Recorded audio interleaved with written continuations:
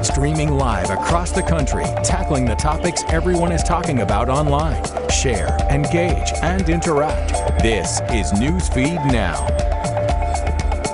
Good Tuesday morning, everybody. So glad you can join us on Newsfeed Now. I'm Suzanne Bruner. Marco continues to fade away, but all eyes are now on Hurricane Laura, which will significantly impact Texas and Louisiana. We do have team coverage right now. Let's get straight to it and start with meteorologist Chris Cozart. He joins us live in Lafayette, Louisiana. Chris, when can we expect Laura to make landfall, and how strong do you think it's expected to be? Well, the latest forecast from the National Hurricane Center has come in. That was at 10 a.m. Central Time, and they have a major Category 3 hurricane making landfall in the very early morning hours of Thursday. I think it actually has the possibility of becoming a strong Category 3 to weak Category 4 hurricane. I'll show you why here in just a bit. There's a look at the enhanced satellite of Laura now getting off of Cuba and in those open waters of the Gulf of Mexico, which are extremely warm, and the wind shear that made Marco fizzle out, it is no longer there. So it has ripe conditions for intensification, and we've seen that this morning. It went from 65-mile-per-hour winds to 75-mile-per-hour winds, and the visible satellite, like you're shooting a camera from space down onto the storm, you can easily see all those convective bands now swirling and tightening up in the center of rotation, really getting a textbook look of a tropical system now as it's looking more and more impressive and ominous here on the visible satellite. So here's that National Hurricane Center forecast. Winds now 75 miles per hour. Recon was out there earlier, and they're going to be doing a lot of reconnaissance plane missions through this system over the next 36 hours. But they were finding wind speeds at 87 miles per hour already.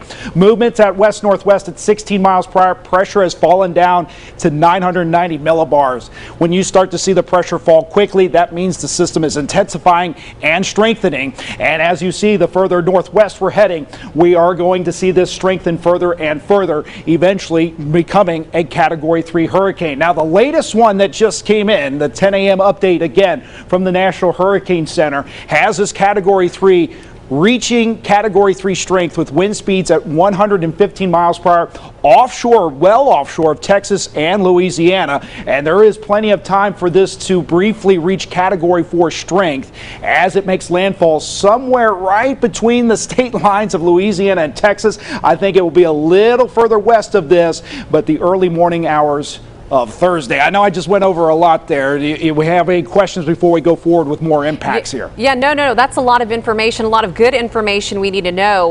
With that being said, you said that a potential of Category 3 in the lower part of the 4 range here. What do you expect will be the biggest threat for Texas and Louisiana?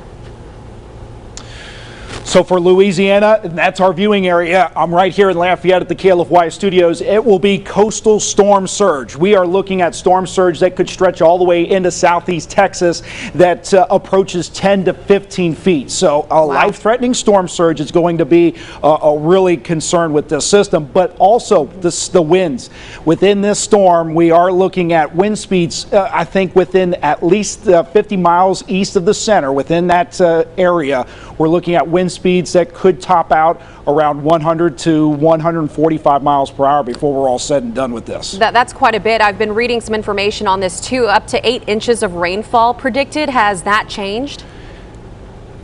That has not changed. Fortunately, now Laura will be a fast-moving system, so the rainfall totals aren't necessarily going to be extreme as what we saw where Harvey just sat over Houston. We had those really ridiculously high rainfall totals.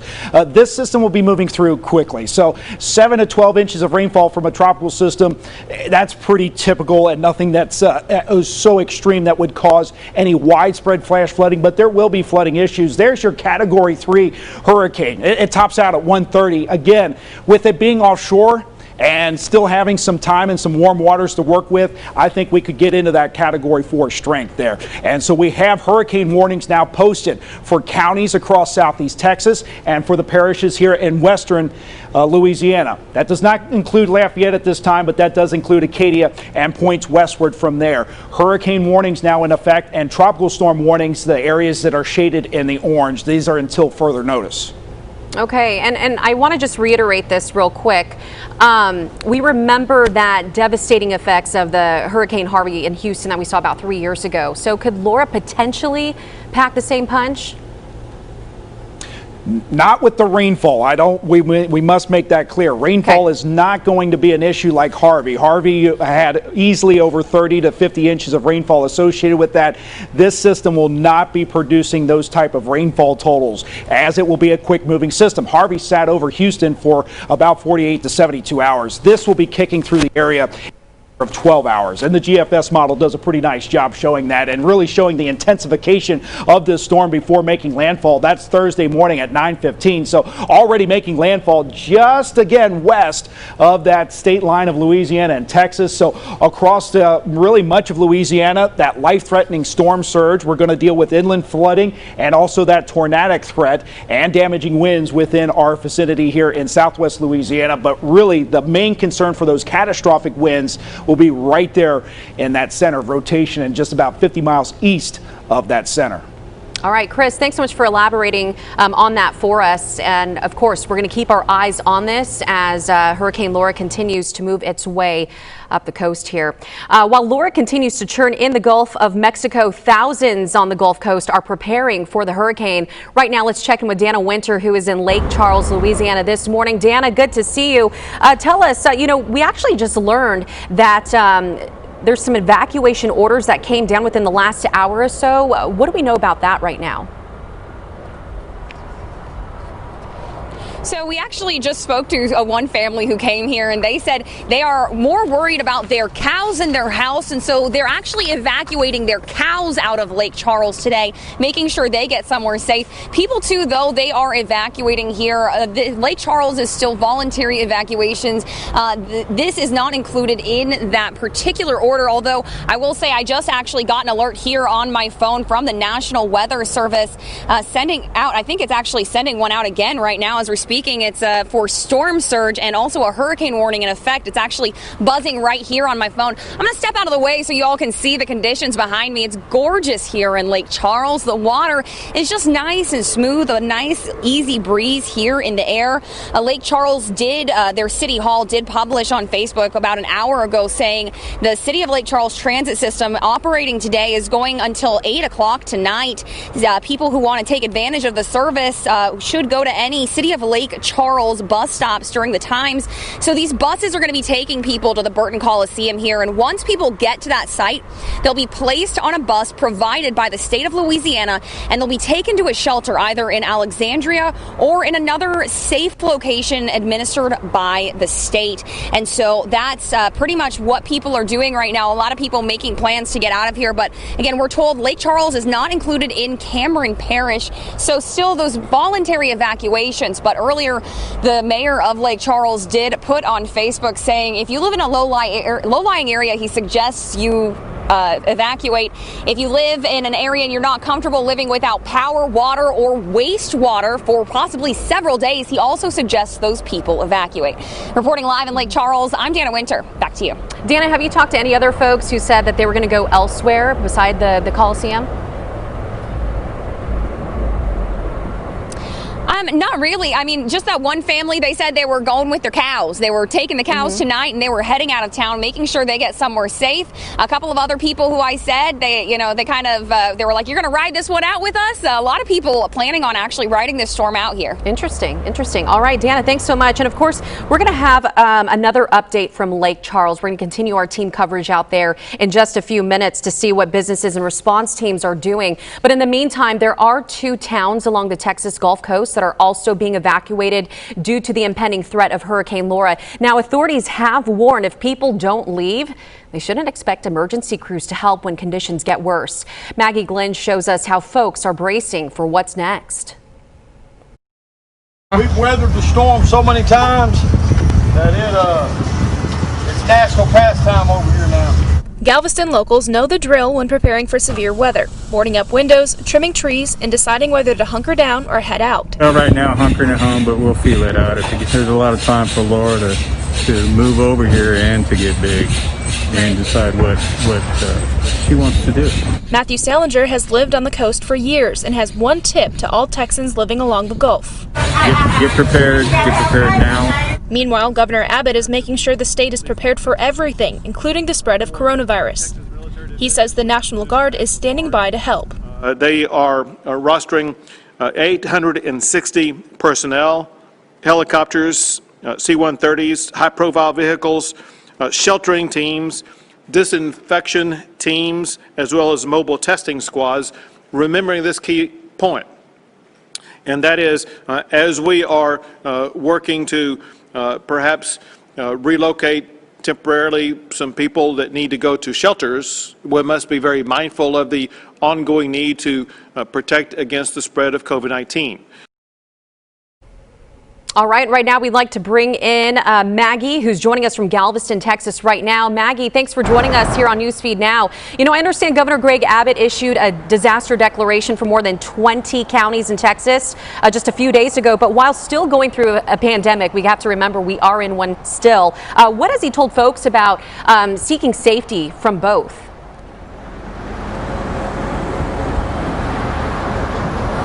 Right, it's actually really interesting. We're kind of having to deal with two major disasters at once.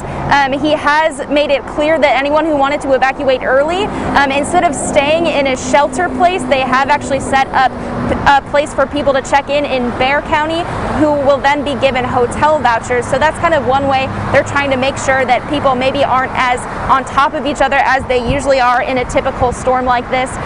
But other than that, they're also distributing the National Guard to make sure that other shelters are completely disinfected and that they're handing out hand sanitizer to anyone who may need it. Okay, so they have some of those resources and services available for those residents. What other kinds of precautions is the state taking at this time?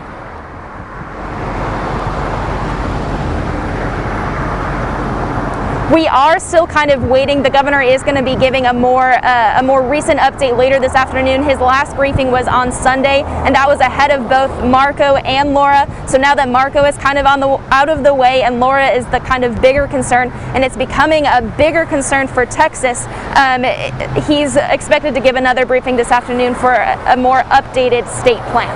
Got it. Do we understand or do we know what we could expect at that next briefing?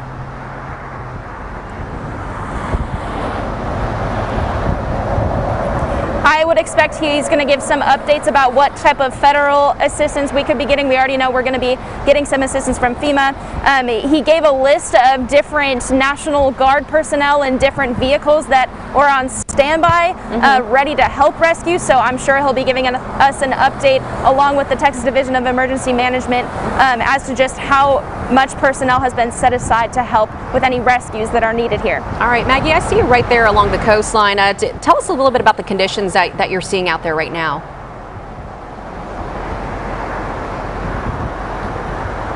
Right, we've actually been kind of camped out here for about the past 24 hours. It's been honestly pretty calm, pretty beautiful. I know it sounds so cliche to say, but it's kind of the calm before the storm. There's been people surfing. There's been plenty of beachgoers here all day long, but the more and more people we talk to, they say they're just kind of trying to enjoy this last bit of nice weather before they head out, which is what city officials are encouraging everyone to do, is to get out of town now while you still can safely. All right, Maggie, thanks so much again, updating us from Galveston, Texas. We appreciate your time. Now, many along the Louisiana coastline are now sandbagging and preparing for a deadly storm surge. Take a look. I'm grateful that they're here giving out sandbags, and I made sure I was the first one here and the first one in the line. As Hurricane Laura nears Louisiana, New Orleans city leaders say they're doing everything in their power to keep the community safe. That includes providing New Orleans residents with sandbags, an initiative they haven't done in years, but plan to keep doing. We've seen a lot of citizens that really want this service, right? And I think we've seen a lot of storm events that have been really very intense, right, and have created a lot more rain, and people are really understanding that they can take matters in their own hands and really prevent some potential damage. The sandbags are free and no documentation is required, but there is a limit, 4 per person. The locations: Arthur Munday Center, Dryads YMCA, Raymond Church, and St. Marie Goretti Church. Palmer encourages the community to volunteer. So the next person that comes, if they're elderly or physically disabled, we can go ahead and load them up so they don't have to get out of their car. Residents say initiatives like this send a strong message to the community. There's individuals who are actually willing to help you if you need help. All right, right now we would like to continue our team coverage. We want to go back to the Lake Charles area where Marky Martin is joining us right now. Marky, thanks again for joining us on Newsfeed Now. We spoke with somebody out there already telling us what she is seeing out there in terms of talking to residents. But have you seen anybody? What are their plans? What are they doing to prepare? And what are businesses doing as well? Hi, Suzanne. It's good to join you here from Lake Charles. In terms of talking to residents, I've been here boots on the ground for about 24 hours.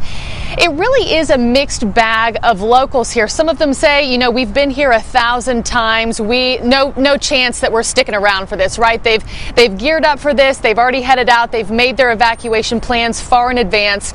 And then you have some people who live here who say, we've been here before, but we want to stick around, protect our property, our belongings, our family, and we're not going to move until we really think that our lives are in danger. So it just kind of depends on who you're talking to. Driving around this morning, I can tell you lots of businesses, churches boarded up here. And those shops and those people taking precautions just in case the storm does get bad. Again, Lake Charles in the direct path of what has now become Hurricane Laura, expecting landfall between, it sounds like, tomorrow night and possibly Thursday morning. And, lots of people here just right outside my live shot at the park this morning, still enjoying the day. As you can see behind me, it's a beautiful day. It's very different than this time yesterday. I will tell you the clouds are a bit more ominous. They're a bit heavier. They're a bit stormier. The water's a bit choppier this morning. And locals here say if you've lived here for a long time, you can just feel it in the air when things are changing. I grew up in Oklahoma, similar to when a tornado's about to strike. The sky changes color. The air gets thicker. You can just feel it coming. So that's what locals are telling me here, Suzanne. Yeah, Marky, sounds like you've been out there for quite a bit. Anytime a weather event like this happens, we see crews from all over post up. They're ready to tackle any issue that area will potentially face. Have you seen or know of any response teams on standby? Actually, I have not seen any response teams on standby, but I can tell you this. On Friday, the Louisiana governor declared a state of emergency just in anticipation of this. And yesterday, the governor also took to the lectern saying, hey, you have to be prepared. We do know emergency shelters are already being equipped with the necessities, because now it's, there's three things to worry about. It's not just the storms, but it's Marco, it's Laura, and now it's also COVID. So for families with immunocompromised family members, those crowded emergency shelters, those are just not an option right now. So a lot of people having to think far in advance. But as far as being on the water or on the roadways, really the only thing we're seeing is people heading out. The inland highways, the inland roads, a lot more heavily trafficked than the roads headed toward the water. I've been here for 24 hours. That will probably change today in terms of seeing crews, but as of now, that's what I've noticed, Suzanne. Yeah, Marky, you bring up a good point about COVID-19. Yes, you can imagine how that's going to impact shelters and such. I want to bring up Red Cross volunteers. In some areas, they're lacking volunteers, and they're urging people to sign up and help with any disasters that we could potentially face. I know that there's some battling the wildfires in California, but what are we seeing out there where you're at? Are they seeing a need in volunteers? Is that even an issue? I know some of our affiliates, some of our sister stations have talked to the American Red Cross, and they are equipped for whatever this storm brings. And I know in shelters specifically, Red Cross members say if anybody comes in who needs a place to stay, but they have been exposed to COVID-19 or they're even showing symptoms of COVID-19, those folks will be separated in a different area from the other locals who are staying in that shelter. I know they're equipped with masks, hand sanitizer, food, water, the necessities, and they're urging everybody who's listening and does have time to prepare, hey, we're ready, but you also need to think about yourself and your family, and you have to take whatever precautions you need to take to get ready for this. But it's not just Louisiana. We came from Texas yesterday morning. Those coastline cities are doing the exact same thing. So Red Cross really has the southern coast of the United States taken care of, but as far as volunteers, I'm sure they could use all hands they could get. Absolutely, Marky. We appreciate your time joining us live from the Lake Charles area. Thank you. Of course, we will have the very latest on Hurricane Laura right here on our website, so keep updated right here, and we'll keep you updated throughout the day. In the meantime, thanks so much for joining us here on Newsfeed Now. We'll see you back here tomorrow, same time.